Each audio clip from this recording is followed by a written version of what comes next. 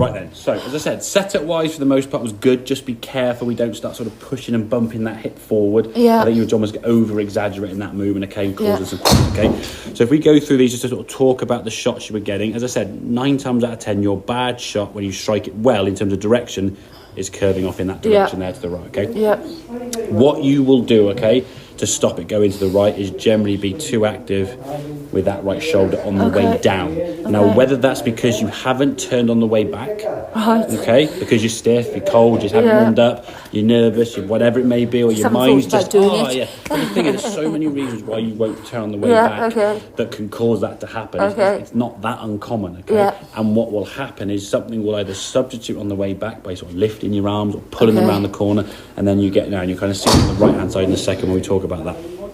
Okay, or you're not hitting the ball as far as you want. Yeah. And even though you know, and I think deep down when I said to you, if I said you want more power and more speed, you know you want more speed. You try to create the speed with bigger, stronger muscles, okay, i.e. the shoulders, okay? But that's just technique, isn't it? Of course it is, yeah. So but take away now in this position is good. So you swing the golf club back here nicely. You swing it underneath that pane of glass. Hands at this point now sort of in front of your torso. Clubs on a great angle. We get to about here. Then we kind of stop the turn of the torso, there, okay? And now you can see there's not much body movement there. Look at your arms and continue. Now, you just sort of watch how you sort of start leaning on your toes there. Watch your head in the background there, sort of moving on that tree. This point now, you're moving it in the ground. Then your elbow gets almost even higher. Now as we start coming to golf, and then you're chopping. So you're going to get chunky, clunky, slappy. So at this point here now, that club's coming through your right look, it's shoulder. The pane of glass. Oh, yeah, exactly, yeah. Now at this point, the club is probably out here somewhere, coming across the ball. Now, this could be for 2 reasons. 1, to try and increase distance, and 2, to try and stop the ball going right. Because in your mind, if you swing it kind of that way to the left, it will go over there, won't it? Credit for even thinking. There's lots going on at the head, I'm sure there is. Okay, So that's the one. I think it's probably more for the power. You were saying when you're not hitting the ball as far as you can. So like I said, if you're losing distance, it's like it's look at the contact well, it's just first. but it's like I think I'm doing it right. Yeah, because I would have thought I was doing.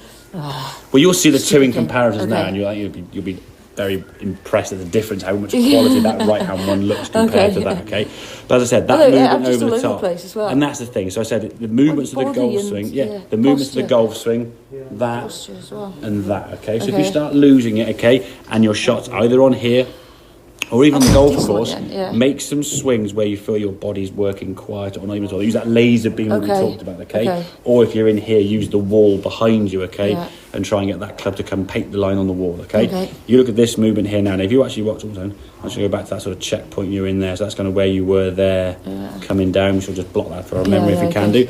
This backswing now is, it's phenomenal. That's so good. Now, because you fully turned, the right elbow now you can see is underneath your shoulder. It's not kind of popping up too high. And you made a really, really good backswing there, okay? Now, as we said from there, what you want to do now is keep your right shoulder there and let your arms fall. So when your arms fall, your club now will kind of track this way back into the golf ball, because your arms are falling, okay, so the club now working back on the wall as it would be, and then dropping. Look at that club is there now in relay. Now you've unhinged it a little bit, okay, you'll let the arm just fall. Your left arm's not really coming down so much. You've kind of more done a little bit of this rather than let the arms just fall, but you do get a better movement as you go through, okay? But the interesting thing is, just think how good that backswing looks there. As you come down, there's bound to be a little bit of body movement, okay? As you then go back up, it's not quite as good a backswing, but it's a bit closer to your head again because you've kind of unwound a little bit.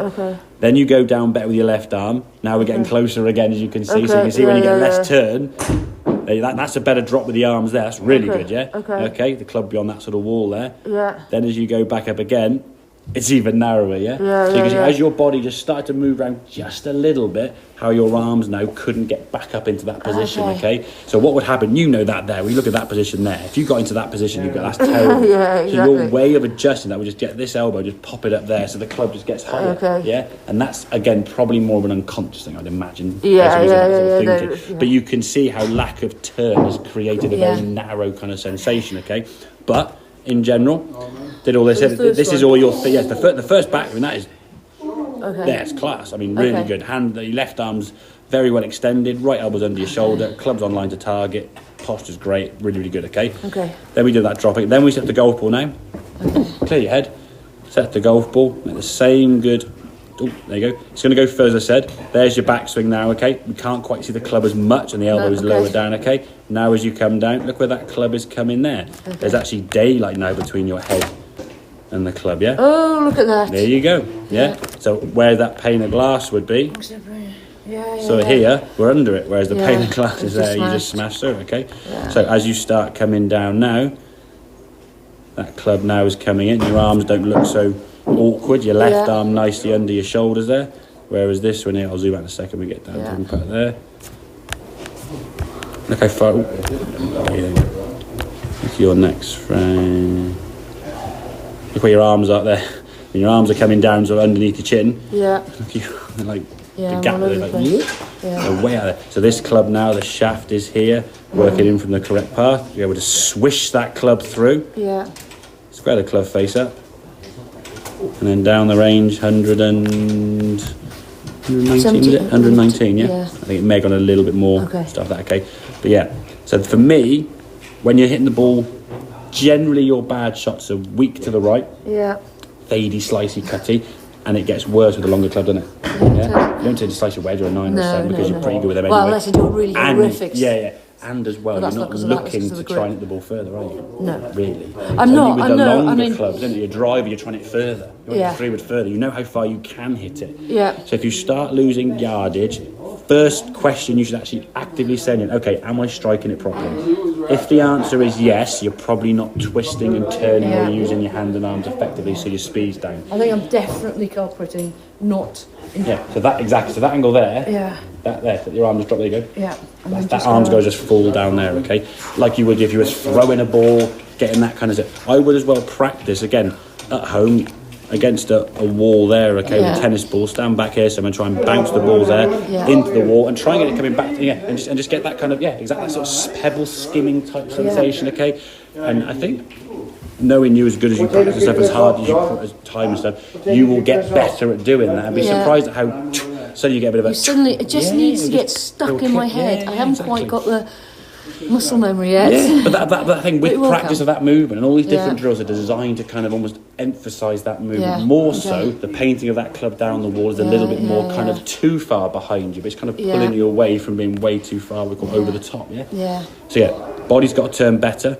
Arms have got to lift, okay, and then the arms have got to drop, and the body's got to unwind. Those are the sort of movements of the golf. Okay, have a few more then before you go on the golf course. Go on. Get some ingrained if you can do. Okay, but as I said, if things start going wrong, look at the ball flight. Is it going weak to the right? Is it a poor contact? And then hopefully you can kind of work back from that, saying, am I moving my body better, or is it whatever it may be? Okay.